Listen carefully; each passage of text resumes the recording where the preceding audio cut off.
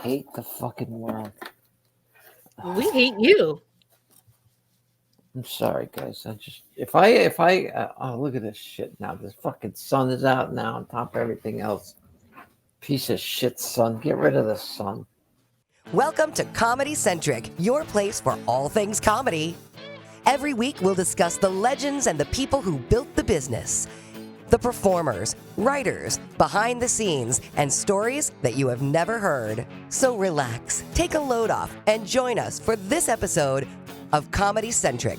Now the host of your show, nationally headlining comedian, a woman with a wicked sense of humor and a killer Jersey accent, Julia Scotti.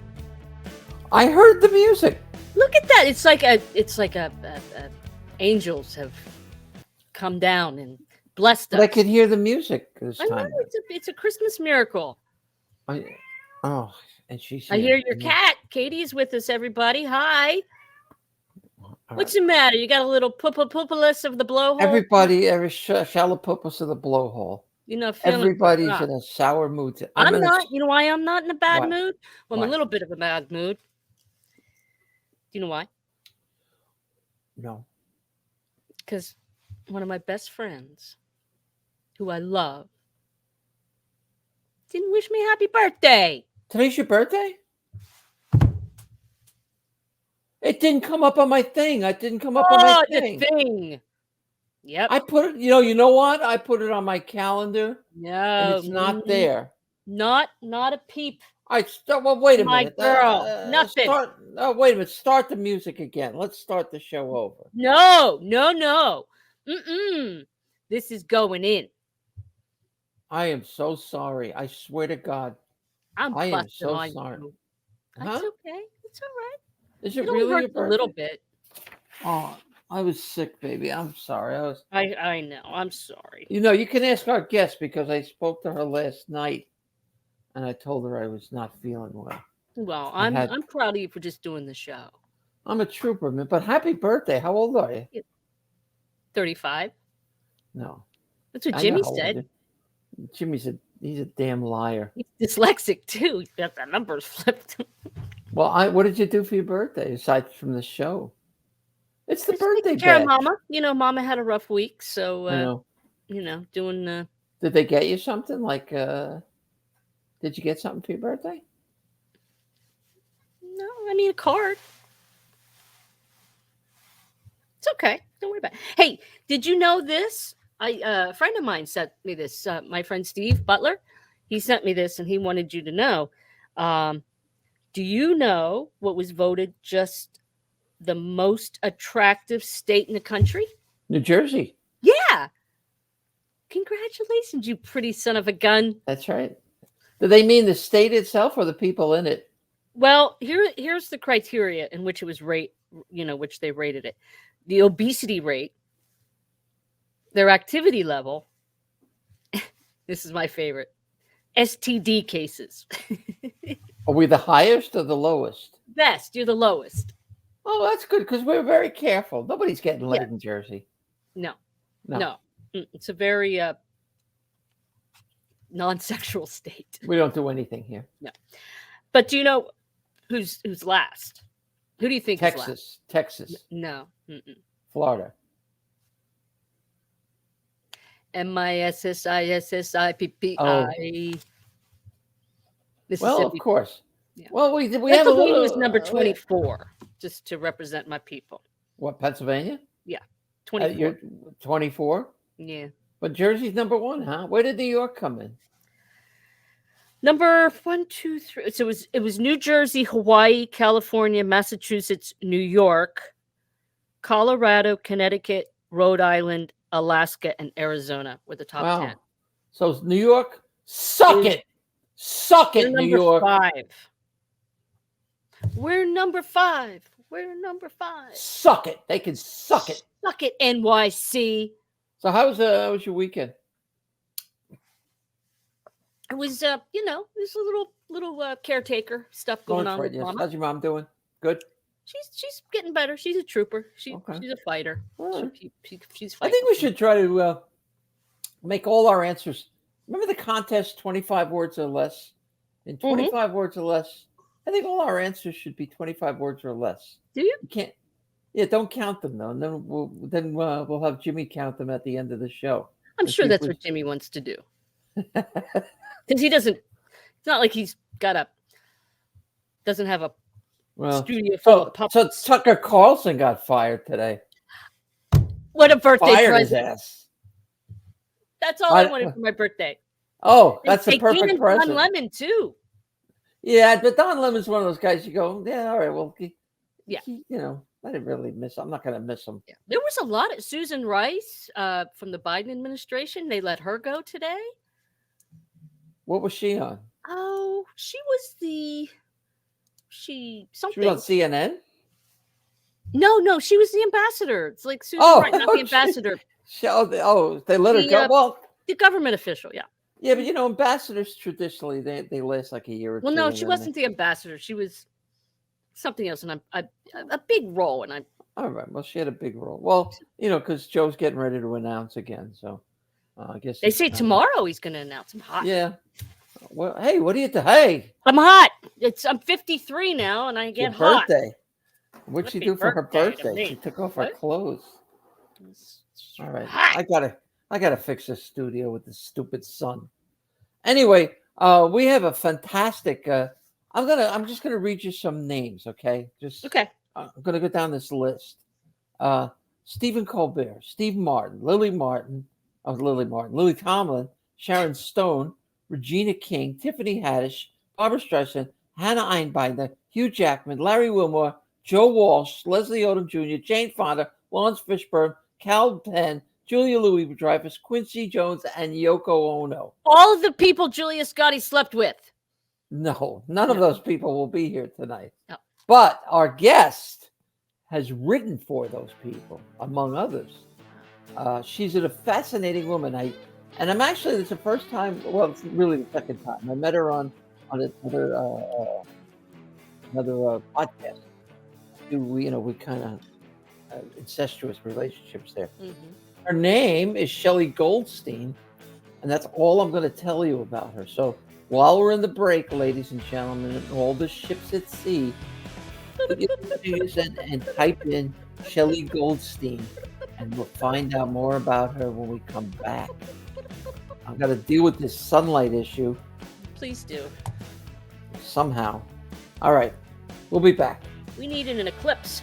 Hey, listen, my album, Julie Scotti Jersey Fresh, is available everywhere now. You can download it wherever you want, everywhere. It's really kind of funny. It's like $10. Come on, buy the damn thing, will you? And also, check out on the Dry Bar, my comedy special, Dry Bar Comedy. It's called Julia Scotti Jersey Fresh. So you can, it's my understanding that if you sign up for Dry Bar, you can see like 100,000 comics on there. But you, of course, after you watch mine. But you get a free month. I think it's still going on like that. So, again, my album, Primal Cuts, and my special on Dry Bar, Jersey Fresh. It's so simple. Come on, do it. Do it for me. Do it for your mom. I love you. Bye. All right. Are you are you ready? I'm ready. Oh, okay. Because I was talking about my upset stomach and what I ate know last you time. ate too much spinach. Mm. It doesn't do to you what it did for Popeye. That's for sure. No, but you could hear it last night moving around in my stomach, but it was making noises like you can't believe. Anyway, our guest doesn't want to. Sailor Man. I tooted, yes. Our guest doesn't want to hear this. All right, no. All right, so I don't Shelly wanna hear it. Goldstein. What can I say about Shelly Goldstein? She is everything. She's a writer, a performer, a singer with a great voice. She's written for every genre, TV, film, stage. She wrote the comedy special, Wait, Wait, Don't Kill Me, and performed it with Lily Tomlin, Pete Holmes, and Ms. Margaret Cho. I mean, we're going to go all through her, everything she's done. But we can't do it until she gets here. So let's bring her in, ladies and gentlemen. Shelly Goldstein. Hi, honey. Hi, good to see you. Good to be seen. It's good to see you too. I'm sorry about the sun. I can't help it. there's no getting away from it. I have to keep going Oh, further. I and further. like the little side thing there. Oh, I'm ready for my close up. So this is Kathy. You guys met. Yes. All right. So you just got back from England, right? Yes. What were you doing there? What were you doing there, Goldstein? What wasn't I doing there? What were you doing legally over there? Okay. Well, I live there half the year. My husband is primarily based there, and I now live there, as I say, a lot of the time. I'm doing a lot of work over there. We're writing some TV shows, developing some new TV shows, and I'm doing a lot of singing over there, which is lots of fun. That's fantastic. Is he in the business too? Your husband? Oh yeah, he's a brilliant writer, producer, director, and he's literally juggling 6 new TV shows right now. 2 that are on the air, and the others that are all in various stages of development. And he and I have a couple of projects that we're working on. So, but I had to come back here and pay my taxes, and I have a couple of gigs here this week. So, I swear to God, I read, your resume, and it's like, I suck. I suck. I've done nothing. Stop. I'm the only person on this call I've never heard of. Stop that. No, that's not true. That's impossible. But you're one of those people that, when you may not know the name, it's not like a household name, but when you start looking at the stuff you've done, you go, my God, how do I not know this person? Get me. Who the hell is she? What? No, but you know what? That doesn't mean, that doesn't mean diddly anyway. It's what you oh, look what I just did. Oh, look. It's like Tinkerbell has arrived. That once you see that your body work, and it's just stunning. I mean, it's looking at this thing.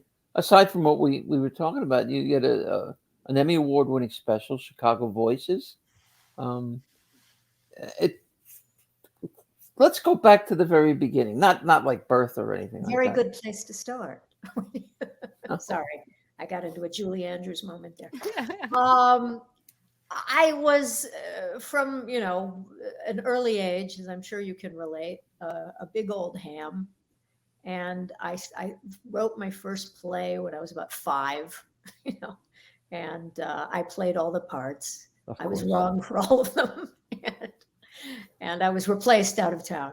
And and I just, have always done that. And I started doing musical theater when I was about 7, and a very, very wonderful thing happened to me when I was in college. I went to Northwestern, go Wildcats. This is the one I wanted to hear. And I had been in a show there, a show that's actually coming up to its 50th year of existence, called The Meow Show. And it's a very famous comedy show that, Julia Louis-Dreyfus was in it, Seth Meyers was in it, Anna Gasteyer, various wonderful, funny people over the years. And but in the days when I was in it, it was like a lot of improv in those days, where it would be 9 guys and 2 women, and the 2 women were allowed to do 1 sketch, and it had to be about menstruation. So that was sort of what we did. And who was in your troupe? Who were you with? No, Gary Kroger was in this other show I'm going to tell you about. Wonderful people, Paul Barras, God, I'm trying to think of Dana Olson, Rush Pearson, funny people. And but I was asked to take over this show that they were trying to do called, get the title, Broadside. Get it? How clever. And originally, the way it was pitched to me is, sort of do it the same way, have a cast of 8, but be 6 women and 2 guys, or 7 women and 1 guy. And I thought, well, that's not fun either. Let's do it with 4 and 4 and kind of see what happens, And so I really enjoyed that. And my cast included Gary Kroger, who was on SNL and has done a lot of movies and TV shows over the year, and Ira Glass of National Public Radio. Wow. Was in that cast. and a woman named Tina Rosenberg, who's won a Pulitzer Prize for journalism, so some interesting people. And we did a funny show. It was a funny, and it was, what I was really proud of is it had a lot of feminist humor, of course, but it had a lot of gay friendly humor. And this is in the early 80s, where that wasn't necessarily being seen all over the place. Because I'm old. And but there was a Northwestern alumni by the name of Gary Marshall who was brought to campus. And he had wanted to kind of pay it back to Northwestern. So he started doing some mock tables, which is what happens on a sitcom, where you're at the table and you're rewriting a script. And he invited, or he asked a teacher to invite, sort of 10 people to be a part of this. And I was invited. And Gary liked me. And the show happened to be going on that week. And he said, "Oh, I want to see it." And he came to see it. And that was very exciting for everybody. And when it was over, he pulled me aside and we chatted for about an hour. And he said, "Okay, you're very funny. You're a very funny performer. You're a very funny writer. This is what worked. This is what worked really great. This is what could be better. This line would be better if you did this. This line was really great." And he went through every single sketch, beat by beat, that he had just seen, as if he had the script in front of him. He just had that mind, that amazing mind. And he started kind of keeping an eye on me. And a strike, I can't remember which strike, but a Writers Guild strike ended in Los Angeles, and my phone rang, and it was his office. And he said, "Gary says you're ready. Come to California. He's giving you a job on a writing staff at Paramount." For which show? In that time, I left something out. I had written a play that, again, was kind of Sex and the City before Sex and the City. It was about four young girls who all met at Northwestern. It was a complete ripoff of Stage Door, who all wanted to be actresses and were having, issues in their lives and the fun they had and all that, and talking about sex and this. And I called him and invited him to it. And he said, "Oh, how long is it going to run?" I said, 6 weeks. And he said, "Well, I'm coming to Chicago in 6 months. I'll come see it then." I said, "But it's only running 6 weeks." And he said, "Well, if you wrote it, it'll still be running in 6 months." And it ran for a year and a half. Wow. I did come see it. And I was How nice to have somebody of that caliber. He was such a great mentor, such a kind man, such a That's so nice to hear. And oh my God, his brain and just, he knew funny. Well, we talked, Kathy's going to kill me, but we had Bill Persky on early on in the show. Yeah, please. See, did you see the face she made, Kathy? That's the face you should have made when I said we had Bill Persky. So well, I only make that face because she brings it up every show. I can't help it. The guy's like, he's we're one into of my idols. Show number 40, and he was like guest number 2. So like for 38 shows. But he talked about Gary Marshall in the early years of his career, and Jerry. What was his writing? Jerry Belson. Yeah, Belson, right? Yeah, and how many times Gary Marshall showed up on the Dick Van Dyke Show with little funny little parts. Yeah, and yeah. Here's a funny. He was a villain in Goldfinger. No, I've never been able to find him, but that's in his credits. So like now, did it survive? Did this clip survive? I guess so. I mean, that's so funny. Probably like a hitman or something. That is so funny. That is. See, don't you want that credit? Don't you want to? Oh yeah, I want any credit at this point. Of course, I could have been a Bond girl, but I could. They had a transgender Bond girl. Did you know that? There was a transgender Bond girl. There was? Yes. In fact, she was a British model named Tula. Oh, I know who Tula is. And she became a Bond girl, and then it came out afterwards that she was trans. Yeah, she's gorgeous too. I love that. It probably, I'll be honest, I've missed a few of the last 30 movies. Yeah, me too. But this was an early one. Yeah. So you're talking about Gary Marshall. Is this how you got your, was that the introduction to writing for Laverne and Shirley? Yeah.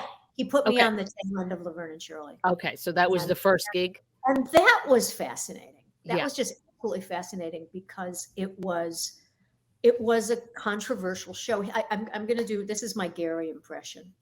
You He do a said- great one too. So when- go when ahead. he said, "I'm putting you on this show because you're nice." He goes, they're crazy over there. He goes, they will yell at you. They will call you shithead. They will throw a chair at you. Don't let it bother you. They do that to everybody. Just be nice, So if I, and yeah, it was rather, there, not just on stage. It was Well, a lot of that it was stuff made it into the press. into Yeah. a sharp pit for my first job. Wow. Well, how much different was Penny in personality and temperament from Penny Gary? was always delightful to me. Penny was so good to me. And another thing, I had spent a lot of time at Second City when I was growing up in Chicago and in my high school and college days. And I had been asked to audition by the great legend Del Close, and I wanted to do that so badly. And I was the first audition of the day. And 2 lines into the improv audition I was doing, freeze! The Chicago police kick the door of the theater open, come in, cuff Del, and pull him out of the theater. And I thought, is this real? Is this what they do? Improv exercise? But no, they were really arresting him. For And what? If you watch the documentaries about his life, it could be any number of reasons. Oh, that okay. in that documentary. And I just thought, okay, my play is opening in about a month's time. I'll audition again in 6 weeks when it ends. And it, lasted a lot longer than we anticipated. So I didn't get to go back. But one of the guests on one of the first shows I did at Laverne and Shirley was brilliant guy who was from the very earliest days of Second City back in the 50s. Paul Sand, you know who he is? Sure, the Paul Sand Wonderful. Show. I thought, always loved Wonderful him. Yeah. actor, wonderful writer, wonderful director, and we just found ourselves sort of standing near each other, during a break in a rehearsal. And I started talking to him and I said that I was from Chicago and I had just come and I knew we knew a lot of the same people. And the next day I get called down to the set. And I thought, I'm going to be fired because usually this was not good. And Penny wanted to talk to me and what did I do?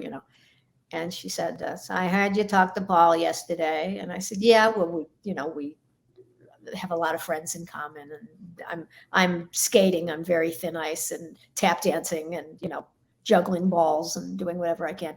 And she just goes, no. She goes, he said you were very funny. You were very smart. He enjoyed talking to you. She goes, it was really nice for once not to hear that one of the writers is an asshole. So I said, okay, go back to work. So that was nice. He was one of those guys that you always saw bigger things for, and for some reason it just didn't happen. You never know why anything happens in this business, but good God, who wouldn't want his career? Oh, I said it. I mean, I read the time I think I saw him was he did a guest spot on the Mary Tyler Moore show where he played he played an income tax or an accountant or something, right? An auditor. An auditor. That's what he was, the IRS auditor. Don't ask me why I remember that. It's just because he was so adorable. He was very sexy. Yeah.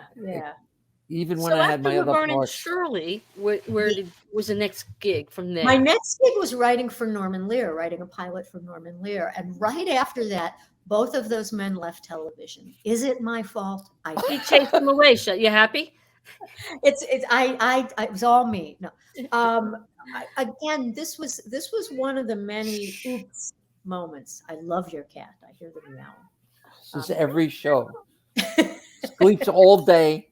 Soon as because she wants on camera, Yeah, normally I have her stool next to me. She can sit and watch. So anyway, she wants a TikTok channel.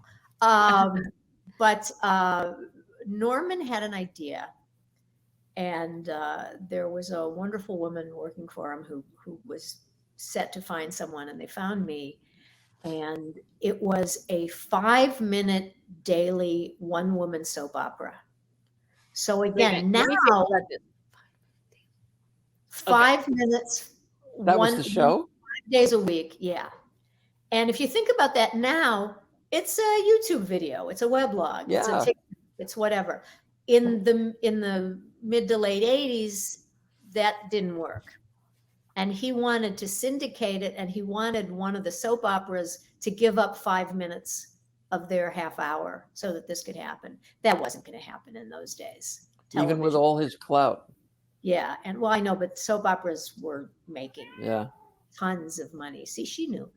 And but I wrote this wonderful week of programs. We cast a wonderful actress whose name was Jeanette Arnett, who did tons of Jeanette Arnett. Oh God, I had the biggest crush on Jeanette Arnett. Head of the class, and which terrific actress. Oh God, yeah. I actually wrote her later. And the director they brought in was Joan Darling, who directed the Chuckles the Clown's funeral. Yes. And she was so respectful. Our first meeting, they were like, well, what do you want to change? What needs to be rewritten? Give Shelly notes. And she goes, I don't want to change a word. I love it the way it is. So I thought, oh, that's what writing a pilot is like. No. But so as you were saying, you never kind of know what's going to hit and what isn't going to hit.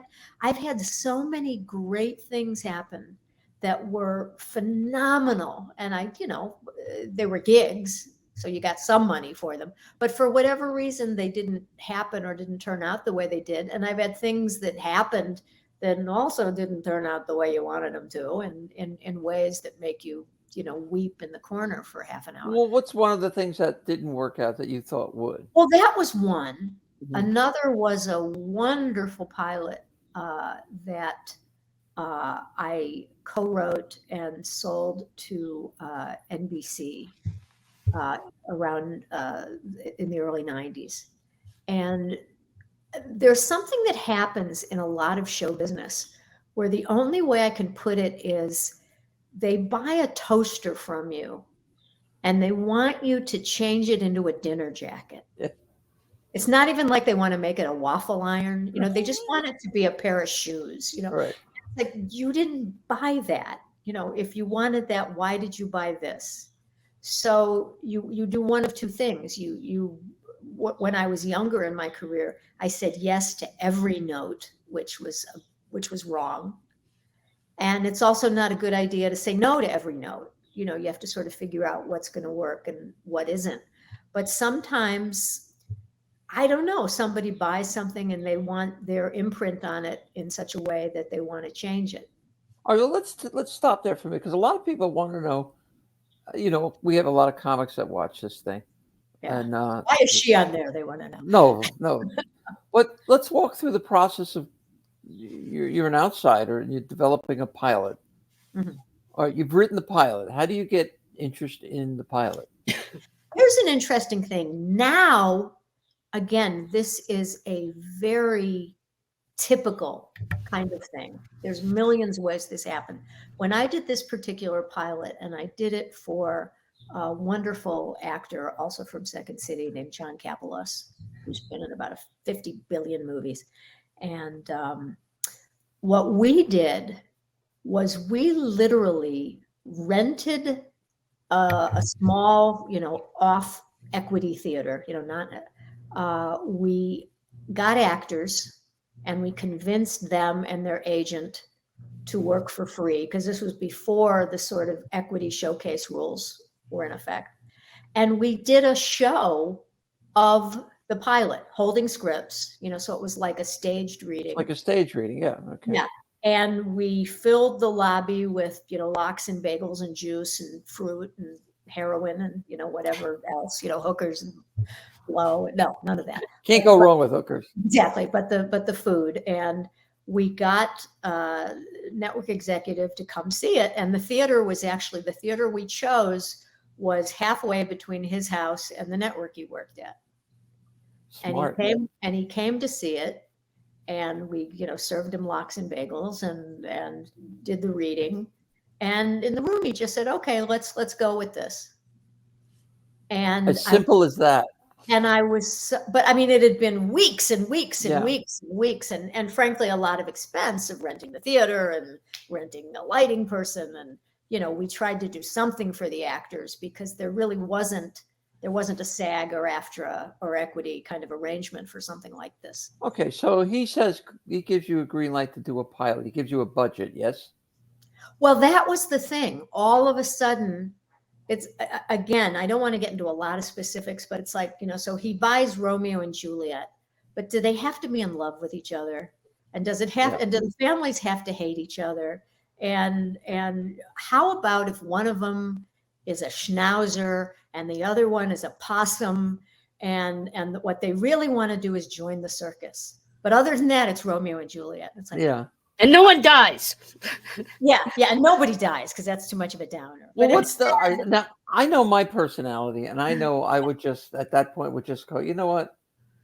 Fuck you all. Just leave me alone. Goodbye. That's why I love you. I'm a little more honest about when I think somebody is driving something off a cliff at 90 mile at roadrunner speed. But in those days, this was my first pilot. This was my first work pilot, and it's just sort of like they're letting me in the room, and I want to. They must know something because they're at this big network building with free bagels everywhere. But it's so yeah. I that was one of the times where I helped ruin it by letting them ruin it. What's interesting is I'm reading this book by Jim Curtis about Buster Keaton as a filmmaker. Mm-hmm. And it traces his career and his impact, his imprint on his films. But at some point he lost that because of the drinking, and MGM kind of screwed him over. Mm-hmm. But what happened? It happened when they started to bring people in to change Buster Keaton. They hire Buster Keaton, knowing they're getting Buster Keaton, and then they go about trying to change him. And they want him to be, Errol Flynn or Carol Lombard. Yeah, something stupid. Exactly. So what happened to the pilot then? Did it get made? It died the death of a dog. We ended up doing a presentation video, but it had changed so much. I mean, let me just give you one more quote, and this is one of those quotes that has me wake up in the middle of the night going, "Oh, did this really happen?" After head of the network saw this, he took us over to talk to us, and he said, "Look, this is smart, it's sophisticated, it's funny, it's got great characters. I don't need that. I've got Cheers." Oh my God. So he suddenly wanted to make it, kind of the Brady Bunch. So why would you not want something? Well, yeah, because at that point, that's a show that had aired for like 12 seasons, and made you a lot of money. Yeah. So I don't know. I don't know why these things happen. It's why there have been a couple of times in my life I've been offered jobs in development, and I'd rather walk on hot coals than do that because I don't understand and don't want to understand that side of the process. Have you had a successful, like what are the more successful things that you have done? You felt like you walked away and you like, yes, this was a win-win. Was it like? I have been very lucky over the past couple of years because I have now this kind of very, very busy nomadic existence. And I write a lot of live shows, a lot of events, a lot of material for people that I really admire and love working with. That show you mentioned, Wait, Don't Kill Me. Yeah. Where I got to work with Lily Tomlin, and we did that for 3 years. And then in the last show, I was asked to be. It was an evening of these great comics. Pete and Margaret and Kevin Nealon was the host, and I got to be the opening act, the opening funny. Were you singing? You were singing? Yeah, singing and doing some comedy. And your voice blows me away. By the way, I want to get into that too, but Thank you. Thank you. There's too much of you to do in You know, one and show. since then, you know, Lily will periodically call me and ask me to write something for her.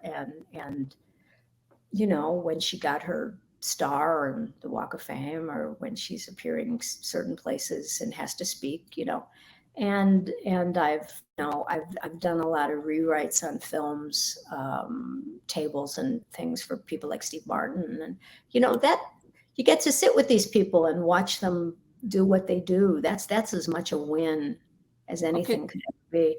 And then let me ask you. just one last thing. The favorite thing I ever did was just a complete labor of love. Is I mentioned Northwestern. Northwestern wanted to do this big star-studded event 5 years ago, and I was hired to write it. Stephen Colbert hosted it. So I got to work with him and sit with him, and that was comedy nirvana. Also, Second City alumnus too, right? Yeah, yes, and every single person involved in the show was a Northwestern alumni, starting with the oldest people in the show were my dear friend Nancy Dussault and Tony Roberts. Oh. And it went through people who had gone to school there in the 60s, the 70s, the 80s, the 90s, and this century. And, you know, Broadway people, Hollywood people, TV legends. It was fantastic. But truly, the dream for me was the hours I spent with Mr. Colbert. And, you know, and you make him laugh, that makes you feel good. I'll bet it does. Absolutely. Was he nice? He was so nice. Yeah. He was respectful to everyone. He was kind to everyone. He comes off that way, though. Yeah. Professional. And I just, you know, this isn't always the case with anyone in the world, but he was everything you hoped he would be and more. I like to hear that. You may not know this question, but how many writers does he have on his show? I'm not exactly certain. I've looked at the credits. I would imagine somewhere in the neighborhood of a dozen. Okay. Maybe more. They're great. Because I think there are people that primarily do monologue. There are people that, you know. We had Gabe Abelson on. You know Gabe?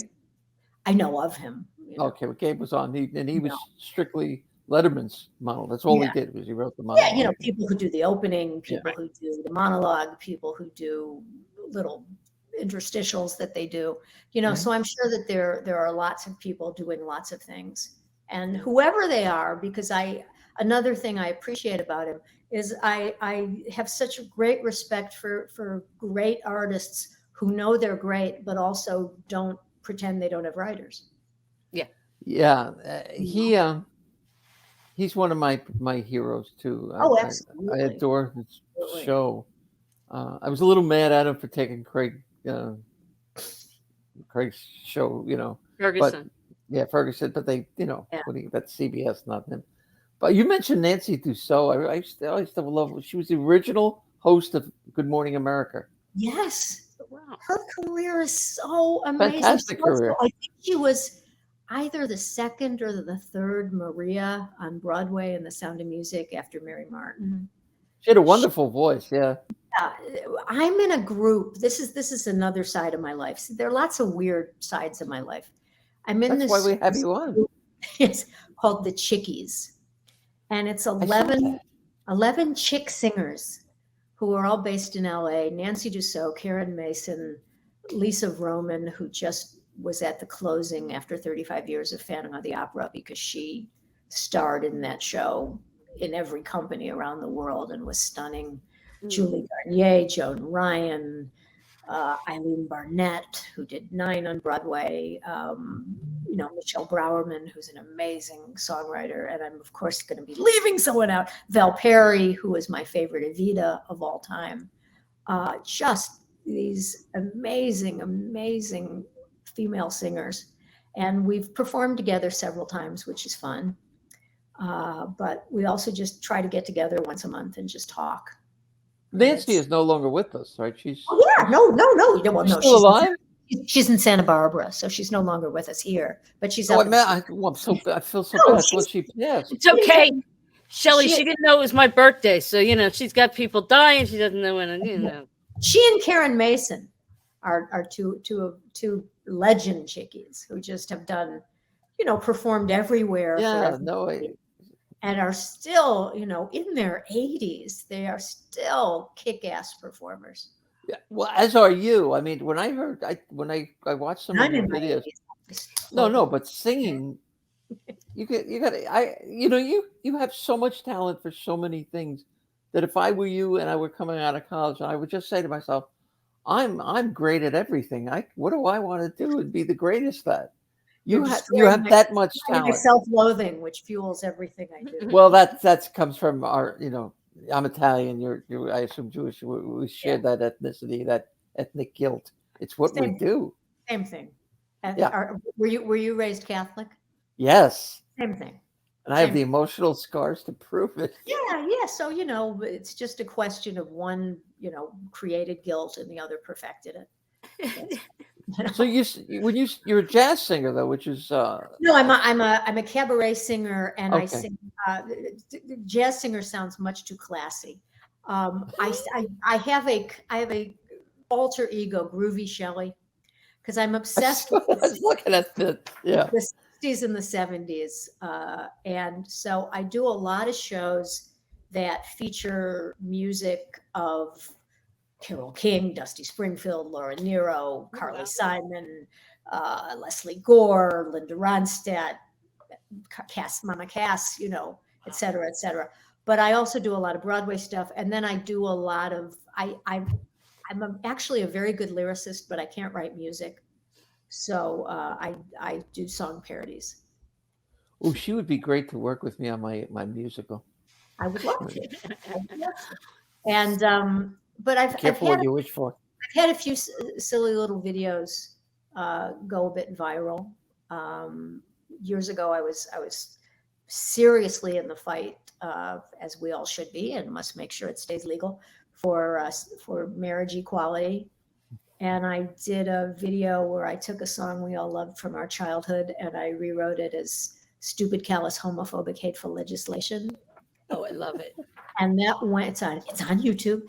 And hopefully it won't be needed to come back, but it's waiting if needed. And that was a real delightful surprise because it went viral around the world. And I actually got letters from some people who were singing it at their wedding ceremonies. Oh, how nice. One guy in Brussels translated it into French. And I just thought, you've arrived. That was it's so nice, because it's like if you can make people laugh and, on a really good day without being didactic and preachy, change somebody's mind a little bit, then we're not wasting our time here. Well, you and I have talked about that too. And it's, one of the reasons I was having this conversation the other night that, the bulk of my audiences are cisgender white folks, and they're coming out to see me. Knowing that I'm transgender, but then at the same token they'll mourn Barry Humphries, who was a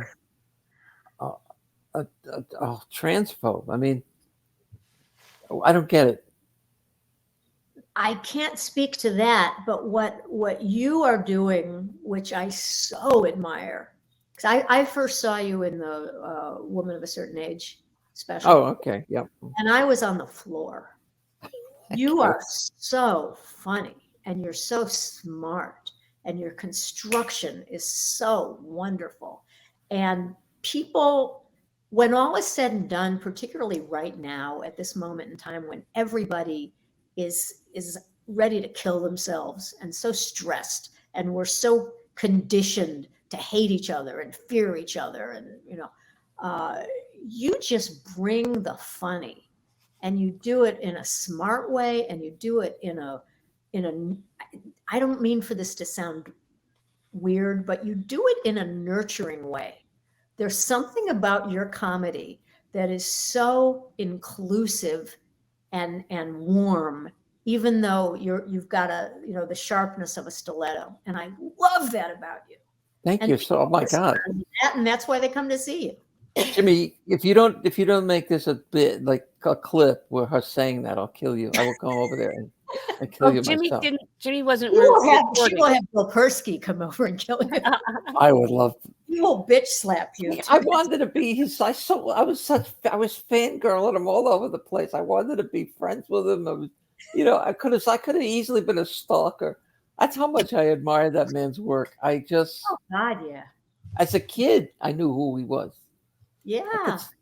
Ask Kathy. She knows I was drooling all over this 91-year-old man. I think I scared him. Well, hello. I think the mail just got here. Sorry. Who just got there? The mail.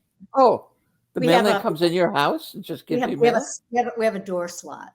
Oh, okay. I don't need no keys or locks. I just slip it in your box. I'm your mailman. Didn't you sing that, Cam? What's that from? What's that from? That's like from the back of the bus in junior high. Oh, okay. I see. We didn't have the bus, so I didn't take the bus. All right. So now you're back in LA doing what? What are you doing? You working on something now? I have some live gigs. I write a lot of non-televised award shows because there is no shortage of award shows in California or in this business. And so I'm doing a few this week, and then I just had to do some girl stuff, and some family stuff. But I'm going back there in a few weeks, and I'm putting together a new show. My last groovy show was called How Groovy Girls Saved the World. And it was how all of those women, through their material and through their personas on stage, changed the music industry and changed what. What a great idea. Yeah. So it's a story with the music intertwined as opposed to it's because it's not just coming out and singing, but it's talking and telling lots of jokes. And are you in it, or are you just it's me. It's one woman show. It's a one woman show. Oh, okay. Yeah. I wish I could see that. I singers or do duets with people, but I wish I could sing that. And it's just lots of fun. And as I was telling you when we first met, more and more and more comedy has been creeping into the show. And to the extent that my last show in LA was almost kind of stand up with music. So my husband really wants me to get a tight 12, I think he wants a lot of things to be tight, and I have a better chance. And you want a lot of things to be 12, so nice. We're a team. So I'm working on that as well.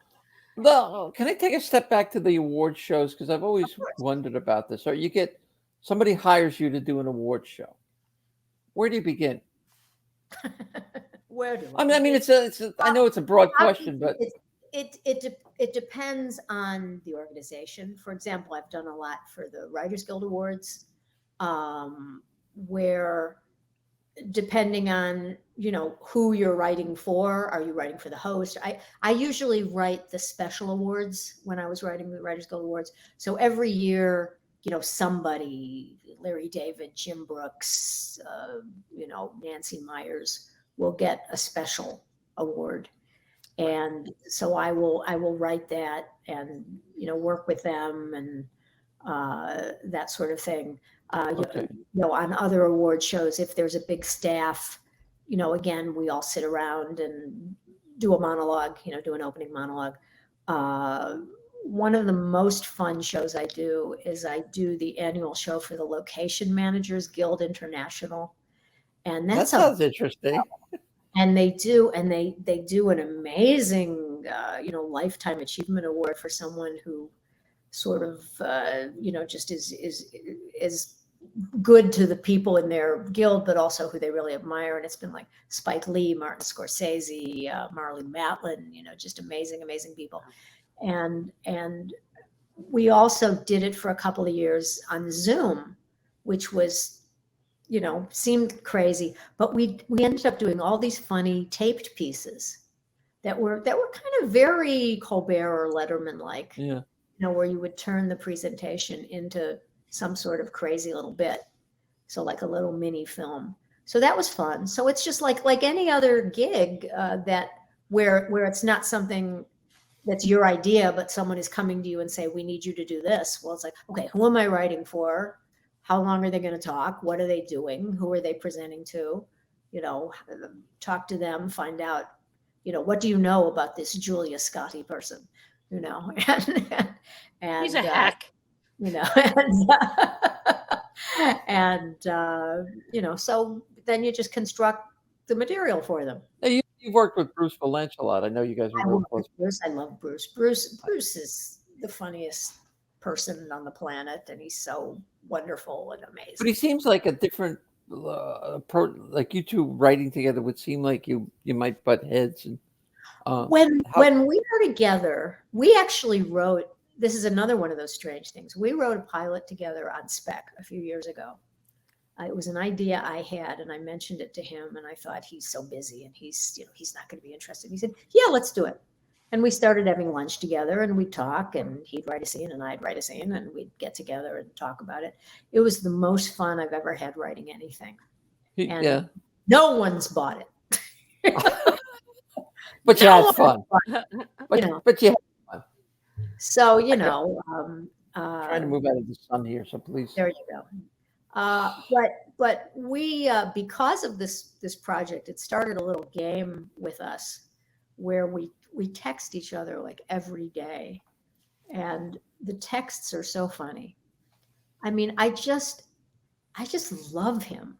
You know, he's a wonderful, wonderful person. He's a dear. He's an friend.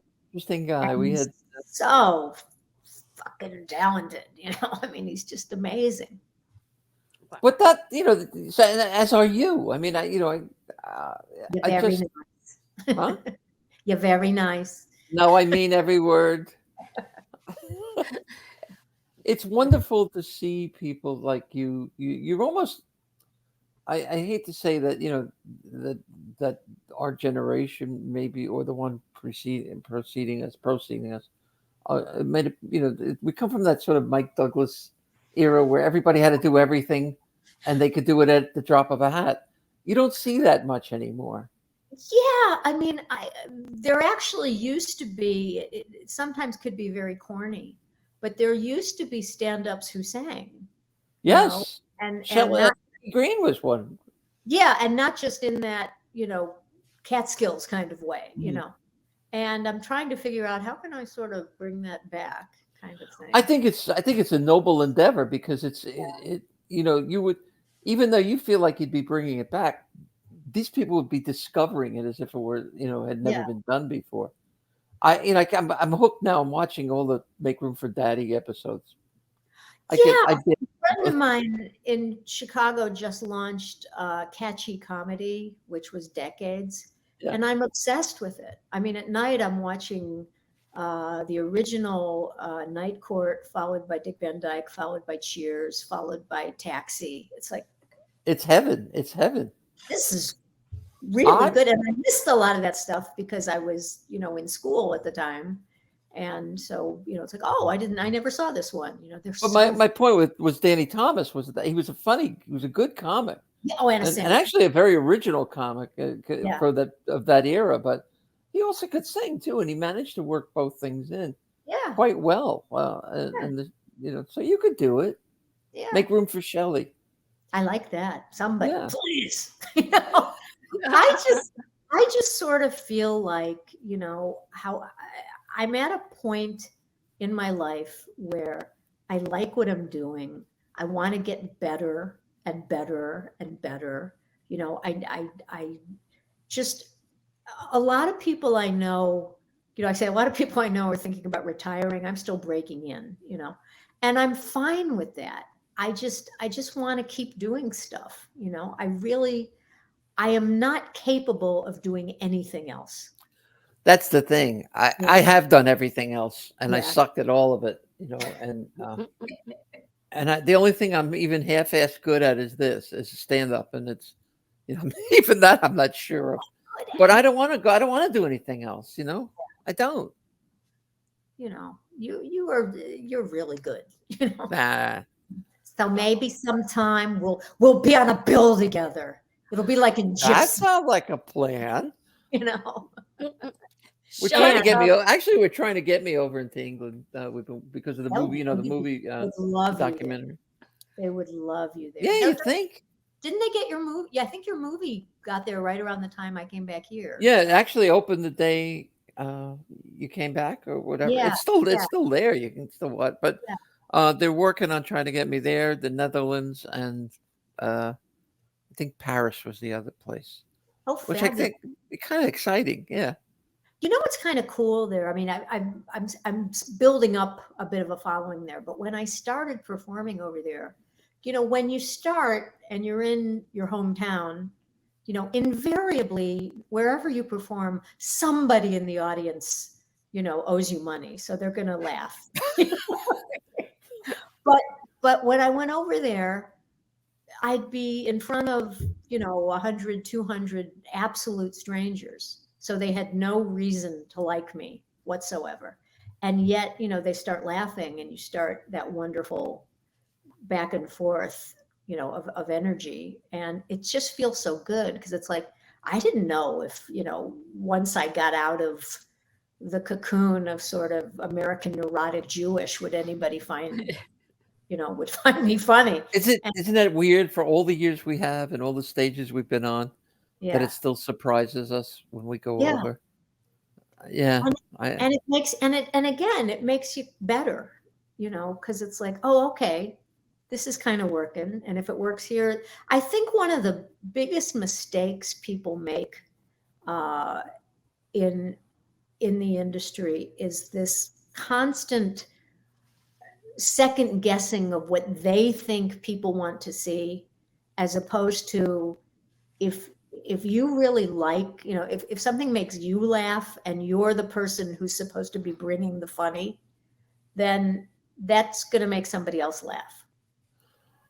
Yeah, I also think that the audience knows on some level, maybe not a conscious level, but they recognize something that is genuine, as opposed to you know, pretend.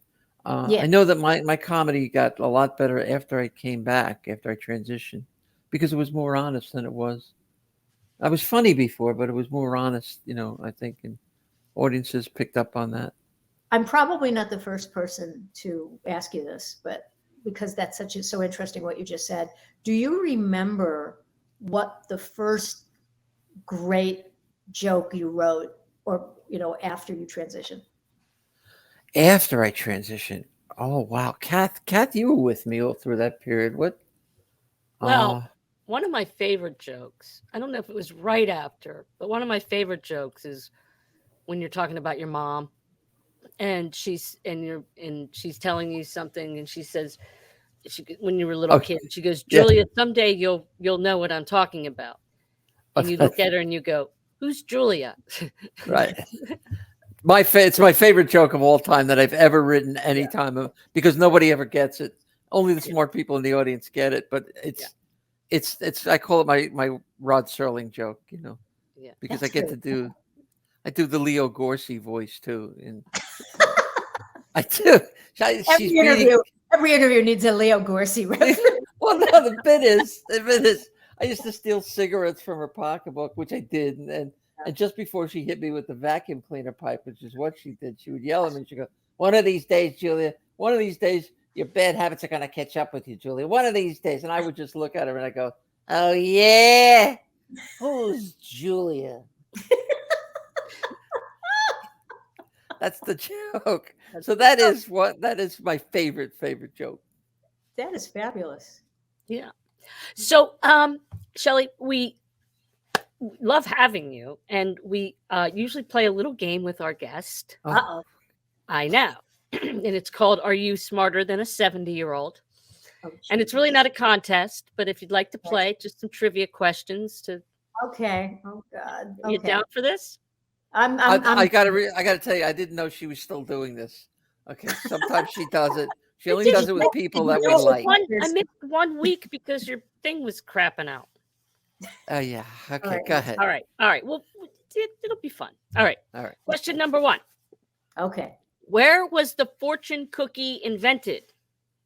Where was the fortune cookie invented? Wasn't it Billy Wilder? That's Left. 3 people understand that Yeah. one. Where was the fortune cookie invented? Well, clearly not China is going to be my answer. I don't know. Well, I'm going to say Brooklyn. San Francisco. Okay, my second guess. Oh, okay. Makes sense. Okay. All right. In Swedish, what is entrance and driveway, respectively? Entrance and driveway. I'm going to go with a sexual position. I was going to say vagina. No, what Oh, do you, okay. what are the words or what's the terminology for an entrance and a driveway in Sweden? IKEA? I know. I'm an idiot. I have no idea. No, you're not. Julia? Entrance? Nörden flirten. Driveway? Infart and upfart. Oh. Okay. Infart and upfart. Well, good, because we got some fart jokes in, so that was good. All right. So I this got is one of these. And vagina jokes too. We got vagina in there. here. We're now we have a urine joke. Oh, Oh. okay. When held to ultraviolet light, what animal's urine glows in the dark? Ooh. Mm. Harvey Weinstein. I was going to say Donald Trump, but What animal's urine glows in the dark? well, let's analyze this, Shelly. That would require. So, in Okay, order for it to glow, what chemical it has to have phosphorus in it? Yeah. So, right. So, what animal has a high phosphorus diet? I should have gone to school. I'm gonna say. I was gonna say a possum. I'm gonna say a fox. I'm going to say. What was the question again? What animal's urine What glows in the dark? I'm going to go bat. A bat. rhymes with bat? Cat. Cat. Boom. Get the Yeah. cat. Get the cat to be. I guess it's probably ammonia or whatever in the urine. Yeah. Well, you can smell the ammonia. That's a. All right, couple more. What animal cannot stick out its tongue?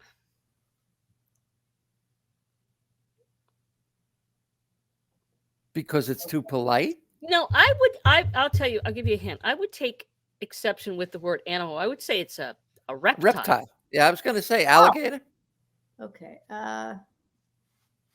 or crocodile. I was thinking a crocodile. You Not say see you alligator. later after a while. Yeah. See you later, alligator. After a while, crocodile. Never mind. Yeah, it's a crocodile. We both got that one. Yes, very good, ladies. Yeah. Okay. All right. A kangaroo cannot hop if what? Bunions. If it's got a youngin in its pouch. No. No, that gets them to go to sleep. A kangaroo cannot hop if It's drunk. it's that time of the month. Oh, there we go. Kangaroo menses. That's Which you should be know Yep. that's right there. That's a documentary I want to write. Kangaroo menses. Kangaroo menses. It sounds like a great band on it. It's good because she gets I'll sing Kangaroo menses. There'd always be tampons in the pouch. You know, it'd be perfect. Much more convenient. No. All right. A kangaroo can't hop if something lifts its tail off the ground. What? Maybe there's sort of an Isaac Newton, like for every action. Yeah, I think it's. Mm-hmm. Does Okay. any of these questions involve the Beatles? Let me check. No. Okay, keep going. All right. On average, what is the thing that Americans do 22 times a day? What do Americans do Masturbate? No, it's not masturbate. 22 times a day? She see the face she made. She just. You don't give a shit. Well, I'm trying not to be too rude. You can be rude. I mean, seriously, I would say, bitch about whoever's politics don't agree with theirs, but probably 22 is much too. No, I'm gonna go urinate. Number. 22 times a day? Or maybe not. Okay, yeah.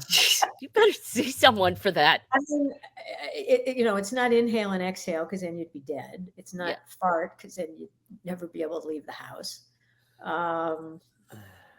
22 times a day. Blink? No, that just seems too low. No, that would be in the hundreds of thousands, right? 22 Scratch times. something. Eat? Mm. 2 times a day. Open Wait. the fridge. Oh. Only 22 times. Yeah, But that makes sense to me. Okay. Yeah. it does. Okay, that will make sense. Good. All right. What ailment kills the most fruit flies? What ailment kills the most fruit flies? Diabetes? They can't get the little insulin in their little I fingers. couldn't help myself. I just Give me a minute here. Fruit flies. What it Ailment. ailment. Insomnia. None of this makes any sense. Tired little fruit flies just flying What? around, all woozy. I'd just rather die. Yeah. Well, I mean, I don't know. I don't think they get the chicken pox. What do fruit flies get sick with? I have no. I got nothing. Got I have nothing no. here? Not, All not, right. not even, All right. Constipation. really. There you go. It's a hell of a way to go out. Did they? Wow. Wow. What Well, then I- constipates like- them? like- all that fruit. You think with all that fruit's all Yeah, fiber. the fruit that's not keeping them regular. I Okay. don't Yeah. know. They're like little Elvis Presleys all over the place. They just can't. Good. Okay. Where do kiwi fruit come from originally? Kiwi New fruit. Zealand. So it was New Zealand, but that's not where they come Not from. New Zealand? Nope.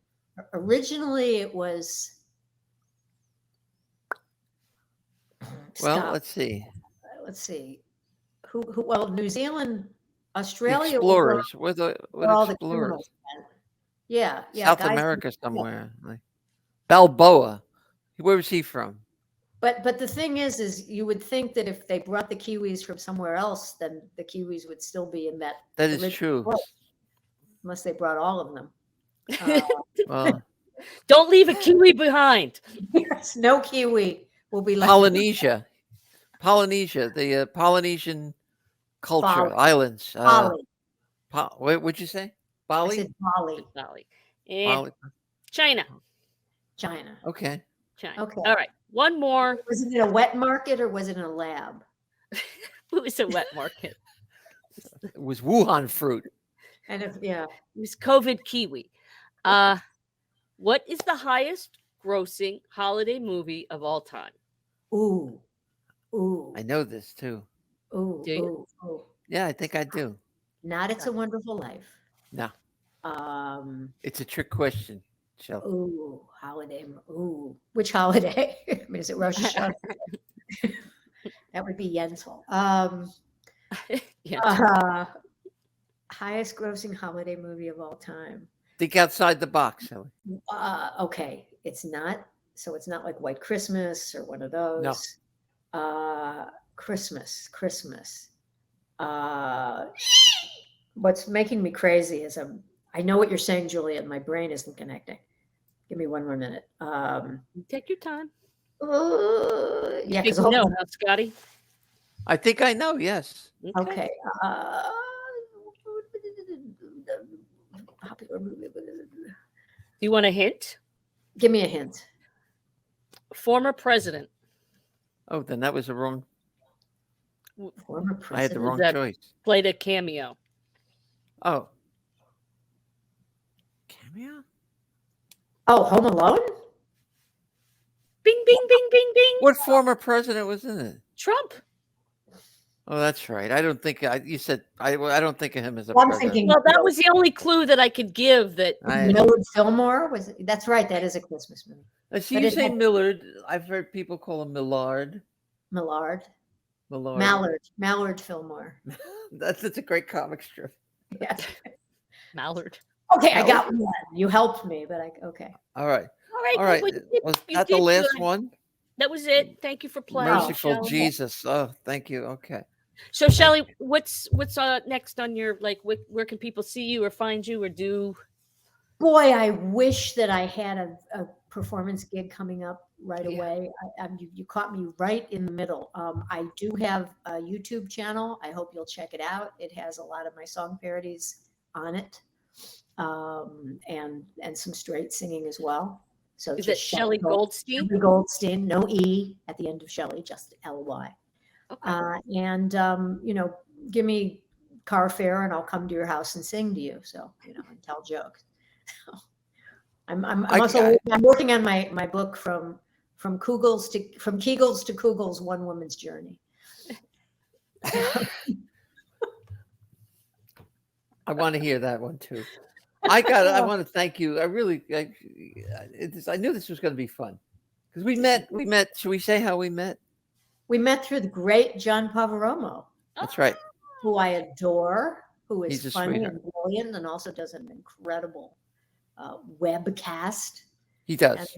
This is a lot more high end than ours. And we were. It was like we were like a postage stamp. He had so many people in that one segment. It was his 24-hour. Okay. Yeah, it was like the marathon they did. His MS-a-thon, and he's a guy. I always talk to him as if I were a 1940s gangster. That's how you got to talk. When you see him, you go, "Hiya, Johnny." Johnny. If you talk to him like that, how are the ponies? Johnny P. It's Johnny. Hey, Johnny. Yeah, that's. But yeah, I love him. I love him, and you and I saw each other from across a crowded modem, and we did, and everything parted, and we just sort of. It's like Tony and Maria at the dance, except two people. Yeah. Whatsoever. Did she have this light in her eyes when you saw this? She did, yeah. Now you're very much like in the tropics.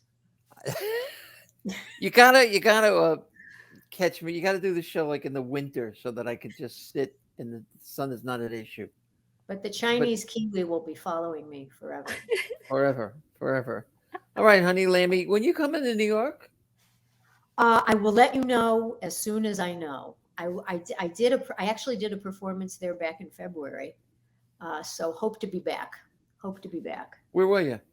I was actually part of a play that went on downtown. So that was lots of fun. And we would have a lot of fun in New York together. We're gonna figure something out to get us on a stage together. We'll knock him dead. We'll slay him, baby. Hickey, baby. That's right. Yeah, that's right. Yeah. we could do like a gender bending Laurel and Hardy. What if they had been women? Lauren. There you go. No. I was thinking we'd do something sort of Damon Runyon-y, but that would, Now we're talking. When guys, I think of the time. Guys who were dolls or something. I don't know. Oh, yeah. Guys. When I think of the time. But no, you are, I'm so happy to know you. And you are just amazing. And you are changing the world. You are making the world better for trans people just by being you, and so fucking funny, and so just. Well, thank you. It's a scary time to be me. It's a very scary time, and I'm sorry. It's so scary. I'm sorry you have to wake up to crap every day. But I don't feel. I don't feel that for me. I really don't, because I've had my life, and I've had a good life. I've really done a lot of great things in my life. I feel bad for these kids, I just don't understand why something that's slightly different is so terrifying to so many people. I can answer that in a way, because it, especially for men, it cuts to the very core of who they believe they are, and their whole essence, their whole being is tied up in their gender, and when that is not the thing I learned. That your gender is not who you are. It's the house you live in. That's all it is. It's just a house. Who you are is the soul, and where you are. Exactly right. And they're I don't want to get too, down another road, but there's no argument that's being said against, the trans community that hasn't been said against the gay community, that hasn't been said in racist ways, that hasn't been said in anti-Semitic ways. It's all the same arguments. It's just. I got asked. I didn't want to get down this road, but as long as we're here, I got asked in an interview recently about the sports thing and about should trans women not be allowed to compete? And I don't know what the answer to that is. But what I find interesting about that is they never bring up trans men competing. I said that to somebody the other day. Yeah. I said that to someone the other day. But again, it's a really convoluted bit of sexism. It is. But there's a lot of hoops being jumped through to get to that. And that's why the question is so hard to answer. Now I know whatever the gender, you don't want me playing sports. Okay. I was the 8 years of school. No, she's on your team. But, we can play with 7. We don't need 8. No field hockey for you. On everybody's team. So no, All right. I just I don't. The one thing I really don't like in the world right now is that everybody is being so attacked that it's separating people rather than bringing us together to fight together, to support each other and fight together. That's what I want to do.